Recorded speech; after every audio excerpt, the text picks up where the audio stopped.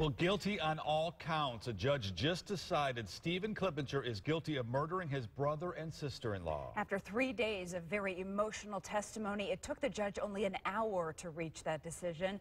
WSBT's Kelly Stopczynski is live outside the courthouse where that verdict just came down. Kelly. Jennifer, extremely emotional for this family. You can see them right now. They are still gathered on the steps of the courthouse trying to still talk about and come to grips with the news they just heard. They said they are elated, but they also said it has been a long time coming. The Clippinger family sobbed and hugged each other quietly as the judge gave his decision.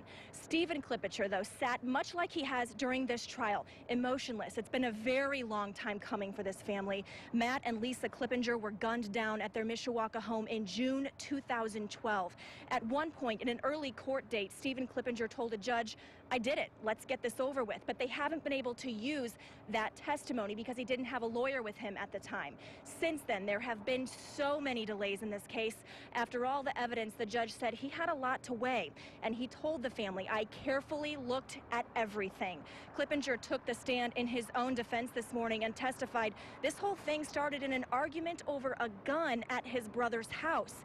He also told the judge his girlfriend, Jennifer Levesque, is the one who shot his brother, Matt Clippinger, because he would not return her gun. Stephen Clippinger went on to say he accidentally shot his sister-in-law, Lisa, while he was trying to wrestle the phone away from her to call 911 and get help for his brother. But all along, investigators have said Stephen Clippinger shot and killed both of them, and that is clearly the story that the judge believed. He said he could have gone with a couple different theories, and he went with the one that in the end convicted Stephen Clippinger of 2 counts of murder and also being a violent felon in possession of a firearm. He admitted on the stand today that he brought a gun to his brother's house, and because of a previous conviction for murder back in the 1990s where he spent 20 years in prison, he's not allowed to have a handgun, but again mentioned that. There is no date set yet for his sentencing because the judge and attorneys are still waiting on some pre-sentence reports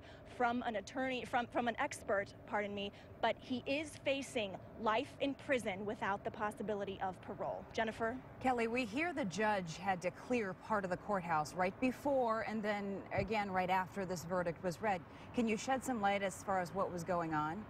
You know, that's something we don't really see. I have never seen that happen in a case that I've covered here in my 8 years that I've worked in South Bend, but we were told it was for security reasons. They didn't want to take any chances while they brought Stephen Clippinger up from a holding cell in the basement back into the courtroom. And once again afterwards, when they took him down, they did not want our cameras there. They didn't want anybody from the public there either. And just because this was so emotional, just because of what had happened with this trial.